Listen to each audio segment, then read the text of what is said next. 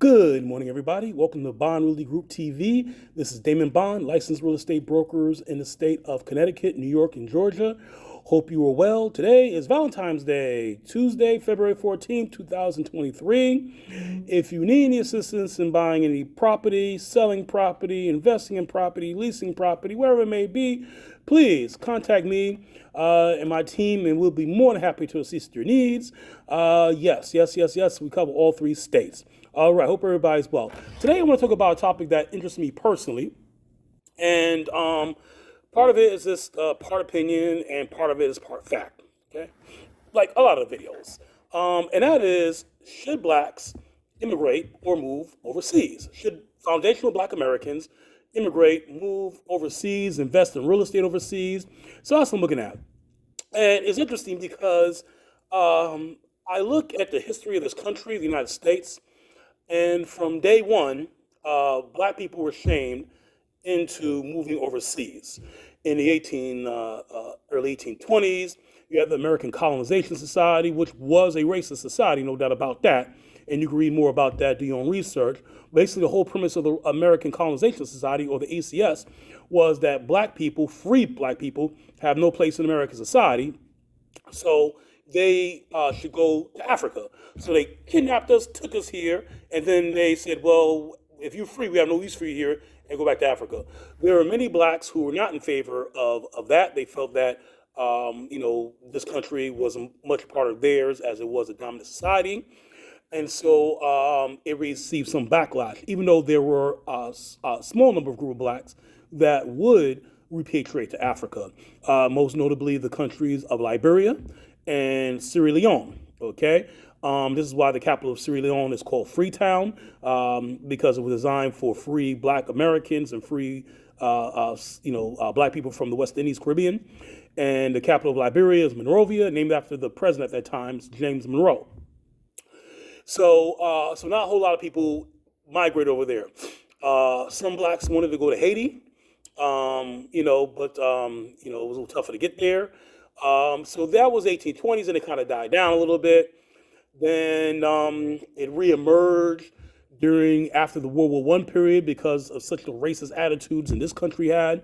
They called it Bloody Summer of 1919, when black people were getting lynched left and right, not only in the South but in the North as well. And so a lot of black people thought that the pickings were better overseas because there were a lot of black GIs who were stationed there, and they were amazed because they didn't have to fight in segregated units. They were free to do what they wanted to do in society. Okay, and so a number of people in the 1920s and 30s went to Europe. Okay, Louis Armstrong, for example, spent a stint over there. Richard Wright spent a stint over there. Some people moved there permanently, such as Josephine Baker, where she ultimately became a French citizen. So there's nothing new. And then the wave kind of died down, the Second World War. Then the third wave of blacks, foundational Black Americans migrating, was when countries in Africa started to decolonize. Ghana was the first country in sub-Saharan Africa to decolonize, aka Black Africa. And so the president, Kwame Nkrumah, who, by the way, Dr. Kwame Nkrumah, who did his undergraduate at Lincoln University, so he went to an HBCU, he appreciated and noted the achievements and talents of Black Americans. So he invited them to come to Ghana. And so a lot of, not a lot, but some Black Americans migrated to Ghana, and where they would settle there. And you have a number of Ghanaians who are American descendants, Black American descendants, who are there currently today. And so they went there. And then as other African countries started to colonize, some blacks went to those countries as well. Some went to Tanzania, or Tanzania as it's also called, all right? Some went to the Francophone countries in Africa, Cote d'Ivoire, Senegal, or whatnot. There was this, jubilation that Africa was independent, and finally they were to a country where they'll be free of American racism and repression. Now, of course, there were a whole different set of problems there, unfortunately, such as tribalism, civil wars, unfortunately, the usual stuff that plagued African nations after post-independence, okay? But luckily, all those things have kind of subsided now. And we'll talk about that later on. And then you have the current wave where, because of police brutality, just overt racism, covert and overt, just things, a new generation of blacks are now looking to go overseas as well, particularly in several African countries. And this time is a little bit different. So, should they migrate? Okay, my personal opinion is yes. If you have an opportunity, is only my personal opinion. Yes, absolutely. Why not? It doesn't have to necessarily be Africa. All right, there are places in Europe, like our ancestors settled in Europe as well. And the thing is about black folks overall is we tend to be very insular. Like, we don't want to leave the block, so to speak. I grew up in New York. I grew up in Queens, and you have guys and women, just people who never left, like, South Jamaica. I mean, of course they went to other parts of Queens, but they never really been off the block. You see there's a lot of places in Baltimore. Same thing. They never left the block. And so we tend to be very insular. So making a move to another state is big enough, let alone a different country.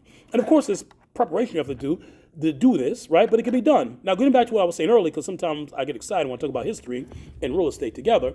No other group is shame. So throughout history, other groups have migrated. And fine, we congratulate them, we applaud them, we say good job. The Irish came over here in droves in 1840s because there was a potato famine that was caused by the British government at that time.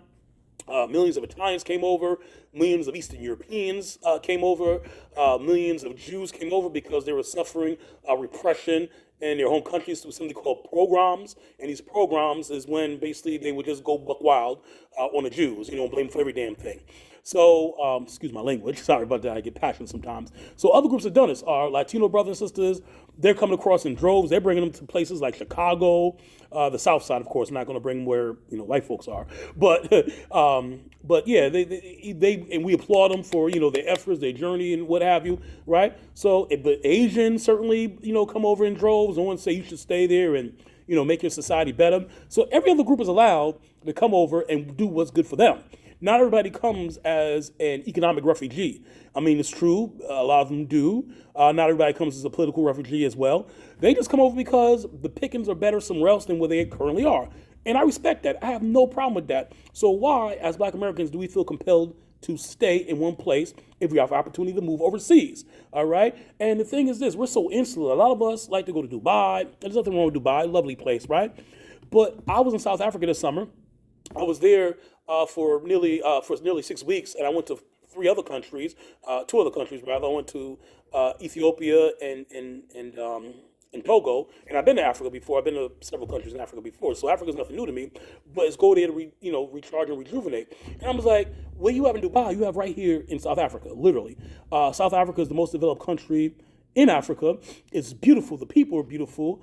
And I was just using that as an example. The roads are impeccable. The roads are A+, and people say, what about crime and safety? Hello, have you read the newspapers? Have you read what's going on the south side of Chicago? Have you read what's been going on in Hotlanta, as I like to call it? Have you read what's been going in Baltimore? Okay, so what are you talking about? You live in these places. What are you talking about? All right, and so the crime is no more worse in these African countries than it is where you may currently live. All right, the schools are terrible in many of these big urban centers. I'm sorry, that's just a fact, ladies and gentlemen. So just do your research. A number of blacks have been moving over there, right? And some are successful, some aren't. You have a place like Rwanda, Paul Kagame. He has invited diasporans, particularly Black Americans and those living in Europe, to come build the country up. And you just have to remember, change that mindset. If you're watching this channel, chances are you're already entrepreneurial, which is good, which is a plus, right? But these are places over here. You are not going to necessarily go there to seek employment. You're going to go there to create employment. And a number of people in Rwanda has been doing this. There's a lovely couple. And by the way, there's a gentleman, African brother, his name is Watermeyer. He does YouTube channels on this. And you go check out his YouTube station. He looks at the African continent and the wonderful things it has to offer. And he also has a segment where he focuses on Black Americans or those Black people also from Europe, the UK, and France who went to Africa to live and set up businesses. Wonderful channel. I highly recommend it. And these people are starting businesses. They're starting restaurants. They're starting construction companies, right? They're starting tourism, travel agency businesses. So there's money to be made. There's 55 countries to choose from. And I'm sure one of those countries has something to offer you. And like I said, you may not be ready for that. You even go to Europe as well. There's nothing wrong with that. Our people always went there. So just do your research in terms of where to invest and where to buy. For example, it's common for many African countries not to do let foreigners buy outright. They do leases. For example, in Gambia, they do these things called 99-year leases. After 99 years, they reverse to the government unless your children or you marry a Gambian citizen. In Mozambique, no one can own the land. The land is owned by the government. The government leases the land to you because they kind of have a semi-socialist style type of government there. But they have countries like South Africa, which the pickings for everybody. Okay, and so you have several other African countries. Namibia is like that too, where anybody can buy land. So there's restrictions on some, and others there isn't. You just have to do your research like with anything else, right? And like I said, you're afraid to move that quick, that far. Do something simple. Canada. Okay. Right now, U.S. Foreigners, particularly U.S. citizens, cannot buy land. There's a 2-year ban on it. But in the meantime, rent something. And rents are high, but if you have money like that, why not? There's opportunities in Canada. I like going to Francophone Canada. I love the country. I love the province rather, Quebec. I love the flair. I love the flavor. I go up to Montreal and Drummondville all the time. I have a Canadian bank account as well. So you could just do that. Okay, Canada is similar to the United States, all right? Particularly, in Quebec, of course, the whole French thing's going on, but still, they have the same stores. They got McDonald's in Quebec, all right, just like they do here in the United States. They got Walmart. All the stores you'll see, they have there. Okay, so this is just something to think about. So like I said, don't be scared to get out your comfort zone. All right, invest in real estate overseas if you have an opportunity. You just have to do your research like anything else in life, and don't be scared. If language scares you, that's okay. There are many African countries where English is the official language. All right, particularly in East Africa and a couple countries in West Africa, Southern Africa. Learn another language. Why not? Everybody else.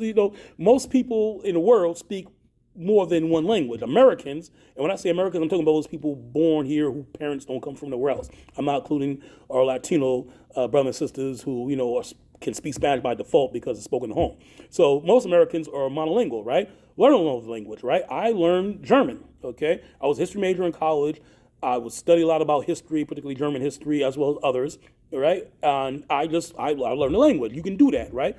You can do that. It doesn't make you less black or anything like that. I'm pro-black all the way, FBA, red, black, and green, RBG, whatever it is. All right, but learn a language. I have a B1, B2 level fluency in German. And so this is the European framework. So you have A2, A1, all right, B1, B2, and then C1, C2. The C2, you have fluency like you're a near native speaker. So I'm in the B range. So learn another language. Pick up another language. Why not? You'd be surprised, learn that. Learn Portuguese. Portuguese is a language spoken by more black people in the world than any other language, because Brazil has the largest concentration of black people outside of Nigeria, West Africa, which is the most populous country in the African continent. But you have Brazil, and plus you have 4 countries on the African continent where Portuguese is the official language: Mozambique, Angola, Guinea-Bissau, and Cape Verde. Very beautiful place, by the way. Nice island off the coast of Africa. So don't be scared to get out your comfort zone, and you'll be okay.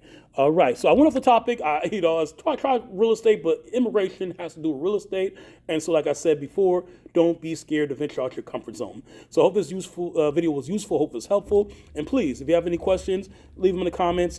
My team of agents will get back to you. So thank you for tuning into Bond Realty Group TV. This is Damon Bond, licensed real estate broker in the states of Connecticut, New York, and Georgia. Be well today on this Valentine's Day, and treat your significant other with respect, love, kindness, and care. Have a beautiful, beautiful, beautiful day.